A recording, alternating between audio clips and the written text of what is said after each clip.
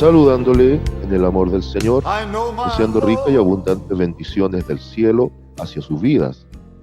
Ha llegado la hora de compartir el devocional, el pancito diario de vida que tanto bien hace a nuestras almas. Hoy corresponde iniciar nuestra sección, un tema en 3 partes, y esta semana quiero que hablemos de 3 deberes cristianos. 3 deberes cristianos. Y es llamativo que el apóstol Pablo habla de esto bien en detalle en Romanos capítulo 12, y después nos da un listado breve pero bastante interesante en Primera a los Tesalonicenses dentro del contexto del capítulo 5. Y el autor de Hebreos en su capítulo 13 también nos habla de esto. Y es precisamente este pasaje de la Escritura en la cual quiero centrar esta temática y quiero que me acompañe. A Hebreos capítulo 13, versículo 1 al 3. Y voy a dividir esta sección de Hebreos 13 en 3 tipos de deberes cristianos. Primero, el deber personal. Segundo, el deber familiar. Y tercero, el deber congregacional. Y creo que ese es el orden correcto.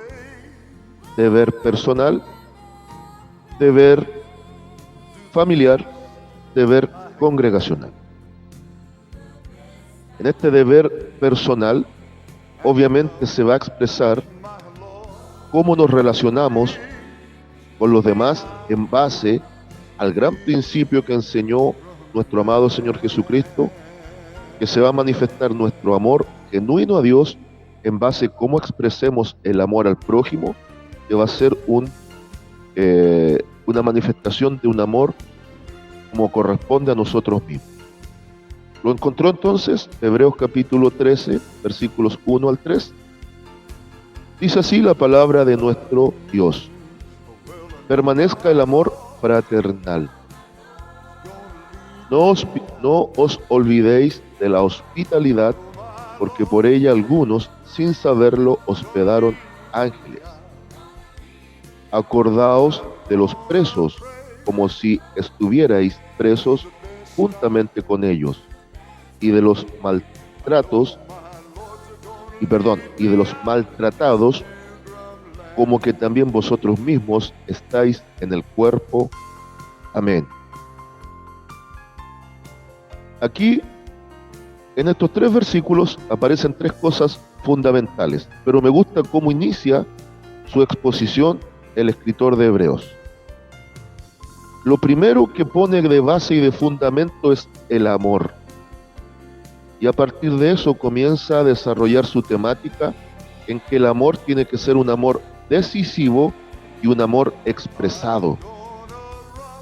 Entonces, él potencia la parte expresiva del amor. Ese amor tiene que llevarnos no solo a una buena relación en el núcleo con nuestros cercanos, sino también con aquellos que a lo mejor están fuera de nuestro círculo íntimo de amistad, de compañerismo, de familia, y tiene que extenderse en un apoyo solidario a aquellos que están en necesidad. Pero también me llama mucho la atención cómo cierra el tercer versículo hablando de algo que va más allá de la empatía. La empatía es una característica o una cualidad en donde aprendemos a ponernos en el lugar del otro. Si fuese por hablar de empatía, el más empático fue el Señor Jesús. Y podemos decir que podemos encasillar o encuadrar 3 tipos humanos: el simpático, el antipático y el empático. El simpático es aquel que aparentemente cae bien a todos. El antipático, en la contraparte, es una persona desagradable en dichos y hechos. Pero el empático es aquel que sin ser un hipócrita sabe ponerse en el lugar del otro. Y uno de los que más, fuera del Señor Jesucristo, más fundamentó su vida espiritual y ministerial en esta área fue el apóstol Pablo. que llegó a decir que él se hacía judío al judío, griego al griego, esclavo al esclavo y libre al libre. Es decir, sabía posicionarse en la situación del momento y se podía compenetrar en la situación de los individuos con los cuales interactuaba. Y sea o no sea el apóstol Pablo el escritor de Hebreos, este escritor nos plantea algo muy similar. En este primer deber cristiano, que es un deber personal, como cristianos genuinos, como nacidos de nuevo, como hijos de Dios, como creyentes verdaderos, tenemos que fundamentar nuestra vida en el amor, pero no un amor superficial ni meramente emocional o sentimental. Es ese amor maravilloso del cual la Biblia habla, que se delinea por ser un amor decisivo, por ser un amor activo y un amor expresivo. Cuando hablo de un amor decisivo, la Biblia sustenta de Génesis y Apocalipsis un reflejo del amor de Dios hacia el humano, en donde nosotros tenemos que tomar decisiones de amor. No es una mera emoción ni un mero sentimiento. El amor también en sí lleva disciplina, que fue una de las temáticas que este autor presenta en el capítulo 12. Este amor tiene que no solo ser en base a decisiones correctas, sino que tiene que ser un amor activo, con demostración concreta, no solo algo utópico o algo abstracto. Tiene que ser un amor al cual nosotros podamos encontrarle sustancia. Y eso nos lleva a que sea un amor expresivo, para que pasemos del amor de decisiones, del amor en acciones concretas, a un amor demostrable, es donde tenemos que expresarlo. Y aquí lo presenta en base a, número 1, tiene que haber un amor hacia el círculo más cercano, pero esto trasciende ese círculo y dice que no hay que olvidarse de lo que es la hospitalidad. Una de las formas de expresar amor es siendo hospitalarios. Incluso desde ahí viene de ahí parte el origen de la palabra hospital, que sería como un hostal de enfermos. Es un lugar donde hay gente que va a refugiarse para ser restaurados. Obviamente lo más gráfico es lo que pasa en el cuerpo. Todo enfermo del cuerpo va donde el médico y el médico en casos extremos o en casos necesarios lo interna, lo hospitaliza para que reciba la medicina correcta. Esto de ser hospitalario tiene una connotación similar.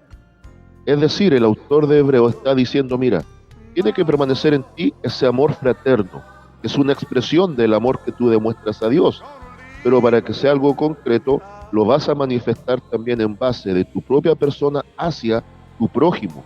Y lo primero que vas a hacer, vas a aprender a ser hospitalario, que tu casa sea un verdadero hospital, donde gente en necesidad llegue y encuentre un lugar de refugio, en donde más que atender las heridas del cuerpo, a través de tu testimonio, de tu buena conducta, Dios pueda tratar con las heridas del alma. Y presente ejemplo dice que algunos sin saberlo hospedaron ángeles. No se olvide que el autor de Hebreos, considerándolo una sola carta, para nosotros ya en el capítulo 11, habló de la fe. Así como el amor se demuestra, la fe también tiene obra. Y presenta el gran ejemplo de los antiguos. Después nos delinea el capítulo 12, donde nos dice estos testigos que tenemos desde el antiguo tiempo como héroes de la fe, ahora nos obligan a poner los ojos en Jesús, el autor y consumador de esta fe. Y en base a eso ahora tenemos que demostrar esta fe y este amor de una manera práctica. Y allá cuando da un listado, algunas veces directa y otras veces un poquito más indirecta, de los héroes de la fe, ahora pone 2 ejemplos que nos lleva inmediatamente al caso de Abraham y el caso de Lot. Tanto Abraham en Génesis 18 del 1 al 8 y tanto Lot, su sobrino, en Génesis 19 del 1 al 3, aparentemente sin saberlo hospedaron ángeles. Y nosotros cada tanto igual bajo nuestro techo hospedamos ángeles. Así hay ángeles espirituales y ángeles humanos. Es decir, se recibe a mensajeros de Dios. Y a veces Dios disfraza a sus mensajeros con características de mendigos, con características de harapiento, con características de necesitados. Por eso, una vez que habla de la hospitalidad, poniendo el ejemplo de los antiguos, ahora lleva a la memoria a expresar esta relación de deber personal, de demostración de amor genuino y fe, en base a acordarse de los presos. Mire cómo viene la transición desde esto, de expresar amor fraternal, permaneciendo en él, de ser hospitalarios, ahora a ir más allá, ahora salir de nuestra casa como lugar de recepción y ahora ir donde hay algunos que no pueden llegar. Dese cuenta de esa transición. Acá es donde usted recibe, ahora es donde usted va y entrega. Y dice, acordado de los presos. Mire, esto es llamativo, porque el mismo Señor Jesucristo, ya casi al cierre de su ministerio, les recuerda lo suyo y les dice que va a llegar un día donde va a haber una separación entre cabrito y ovejas. Y a uno le va a decir una cosa y al otro le va a decir otra. Y a uno le va a decir, mira, por cuánto hiciste bien a mis hermanos menores, visitaste al preso en la cárcel, asististe a la viuda en su necesidad, cobijaste al huérfano en su orfandad, quitaste el hambre al hambriento, cubriste del frío al desnudo, y también hiciste deber social de poder satisfacer en lo que tú pudiste las necesidades que estaban frente a ti. Así, porque lo hiciste con uno más pequeño, lo has hecho conmigo. Muchas veces llegan a nuestros hogares mensajeros de Cristo disfrazados de muchas formas, pero ahora los mensajeros, los embajadores, los cuales somos nosotros sus hijos, también tenemos que ir con toda autoridad de Dios a visitar al que está en necesidad. No olvidarse de los presos, no olvidarse. El Señor Jesucristo vivió prisión previo a la cruz. El apóstol Pablo vivió muchas prisiones. Y el autor de Hebreos nos está diciendo, no se olviden de los presos. Aunque hay presos que están pagando justa culpa, también hay presos que están pagando injusta culpa. Sea lo uno, sea lo otro, no olvidarse de ellos. Y esto es tremendo, como si estuvierais presos juntamente con ellos. Por eso le digo que esto va más allá de la empatía. No es solo ponerse en el lugar del otro, sino que también es sufrir la angustia del otro, la necesidad del otro, y poder, en la medida de lo posible, ayudar a superar el proceso o entregar oportunamente el suplir la necesidad o otorgar ciertas herramientas para favorecer que sea más llevadero los procesos difíciles. Por eso dice, acordado de los presos como si estuvierais presos juntamente con ellos, y de los maltratados, como que también vosotros mismos estáis en el cuerpo. ¡Wow! Está diciendo, mira, el que está siendo azotado, tú sientes esos azotes. El que está siendo lastimado, tú sientes ese dolor. Y ese que llora en angustia, tú lloras junto con él. ¿Por qué expresa esto? Porque el deber del cristiano, primeramente personal, es fortalecer una relación genuina de vida transformada delante de Dios, y esto debe expresarse también al entorno. Poder andar con los ojos bien abiertos donde hay necesidad y en la medida de nuestros recursos, sabiamente, porque aquí también hay que saber discernir, porque también hay muchos sinvergüenzas, los cuales no van a merecer nuestro apoyo. A veces terminamos bendiciendo, entre comillas, o apoyando a gente que literalmente no lo merece, porque pueden trabajar, pueden sostenerse, y descuidamos el bendecir o acoger a gente que sí está en esa necesidad. Entonces aquí hay que saber discriminar, saber observar, tener un buen testimonio de parte del Señor, de dónde hay una necesidad, y cuanto antes, en la medida que podamos, también apoyar a aquellos. Bien. Conclusión, consejo y consigna para el día de hoy. Conclusión. Como primer deber, en deber personal, debemos fortalecer nuestra vida de comunión con Dios y expresar una vida transformada donde realmente se necesite expresarlo. Consejo: con los ojos muy abiertos, siempre sepamos a quién cobijamos en nuestro hogar, porque tampoco es llegar y abrir la puerta a cualquiera, porque podemos meter hasta el mismo diablo a nuestra recámara y vamos a sufrir después los embates y las consecuencias de actuar precipitadamente.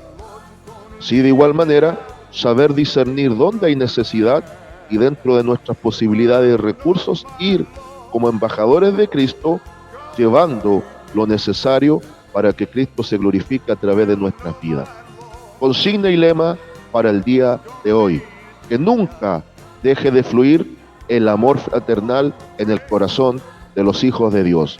Saludos de paz, amor y bendición desde Longavia cada uno de ustedes.